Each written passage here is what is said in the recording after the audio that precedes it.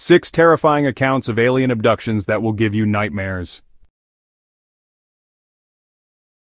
People disappear under strange circumstances all the time. Sure, some of these cases have logical explanations, accidents, foul play, even the occasional person deciding to fake their death and adopt a new identity. But then there are the other cases. The ones that defy reason. The ones that creep into my thoughts in the dead of night, challenging my sense of reality. I've been working for the county emergency services for nearly a decade, and I've heard my fair share of wild stories. But there's a pattern I've come across that still unsettles me. Stories about small, green or grayish-colored beings, barely 4 feet tall with large heads, oversized black eyes and tiny mouths. Stories that sound absurd until you hear them from people who have no reason to lie. People who are shaking with fear, their voices trembling as they recount what happened to them, or what they saw happen to someone else.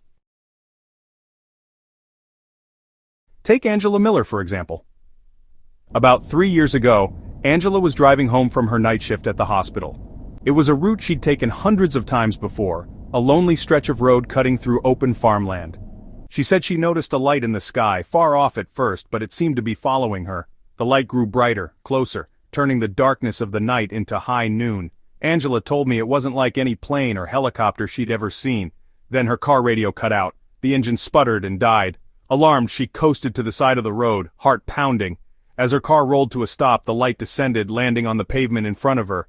She remembers a blinding flash. Then, nothing. Hours later, Angela woke up in the driver's seat of her car, parked on a remote dirt road miles from where she'd been. She was missing 3 hours of time. Her wrists were bruised and she had small circular burns on her back that doctors couldn't explain. Unable to shake the feeling of being watched and desperate for a return to normalcy, she quit her job and moved across the country. Then there was the Johnson family. They lived on a quiet cul-de-sac in the suburbs. One summer evening, their youngest daughter, Mia, was playing in the backyard when she started screaming. Her parents rushed outside to find her pointing at the sky, babbling about the green people. They watched as a large metallic cylinder quickly spun away into a small dot on the horizon. That night, they woke to a bright light shining into their bedroom window. Mr. Johnson decided to go outside to investigate, thinking it was a prankster, or someone looking to burglarize their home. Instead, he found Mia in their backyard, bathed in an unnaturally bright light, her small arms raised to the sky as if asking to be lifted.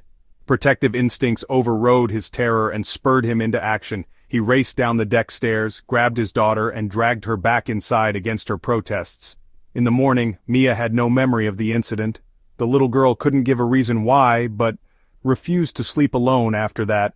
Though they were not visited again, the family eventually moved. Another account came from an older couple, Judith and Henry, who were traveling cross-country in their RV. They had parked at a remote campsite located in the middle of nowhere, and planned to stay for the next couple of nights. Around 2 a.m., Judith woke to the sound of the RV door creaking open. She shook Henry awake, and together they peered through the open door into the dim light of the moon.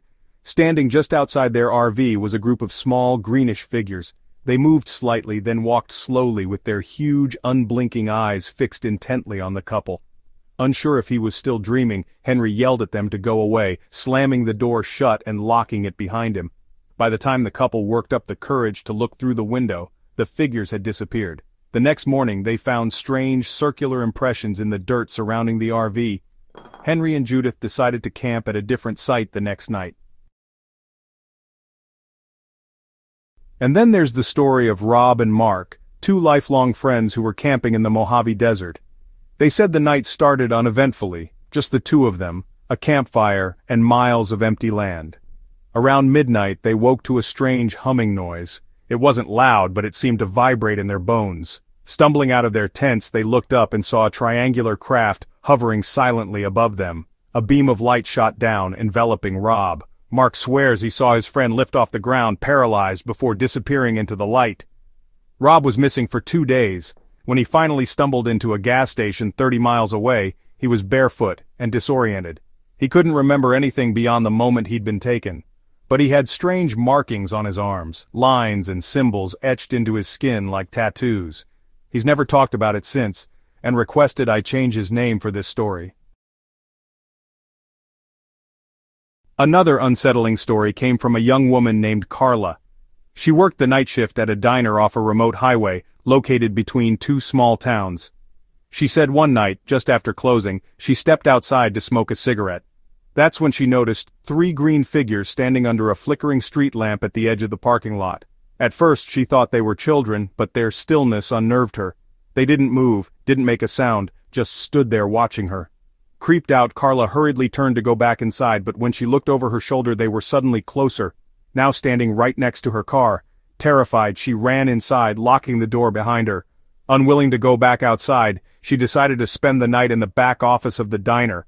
When she went to leave the next morning, she found her car covered in a fine metallic dust. Unable to forget the strange experience, she quit her job a week later and moved in with her daughter, who lived a couple of states away. The most chilling story I've heard, though, happened just last year. A man named Paul was out fishing on a remote lake in the Midwest. He was alone in his boat when he noticed ripples on the water, even though the lake had been perfectly still. Then, the air around him began to vibrate and hum, and he could feel an electrical current pulsing through his body. He looked up to see a small greenish-gray figure standing on the shore, its massive eyes locked onto him. Panicked, Paul attempted to row away, but the air grew heavy, as if it were pressing down on him, keeping him in place. The next thing he remembers, he was back on shore, but somehow on the opposite side of the lake. His boat was overturned, quietly bobbing in the water about 50 feet away from where he stood. His watch had stopped, and his phone, which had been almost fully charged, was now dead. When he finally made it home that evening, he found he had strange geometric shapes branded on his chest. Stories like these make me wonder if we're not alone, if we're being watched. I've heard enough accounts to know the details are eerily consistent: the small green figures with their large heads and unblinking eyes, the lights, the missing time. I don't know what's out there, and I'm not sure I want to know. I tell myself that ignorance is bliss. But a word of warning: if you ever find yourself driving down an empty road late at night or camping under a wide-open sky, pay attention to the lights. Listen for that strange hum. Don't ignore that electrical current coursing through your body. And if your surroundings suddenly go eerily silent, well, what the hell are you waiting for, man? Get the hell out of Dodge. Have you ever witnessed anything paranormal? Please tell us in the comments below, and don't forget to like and subscribe.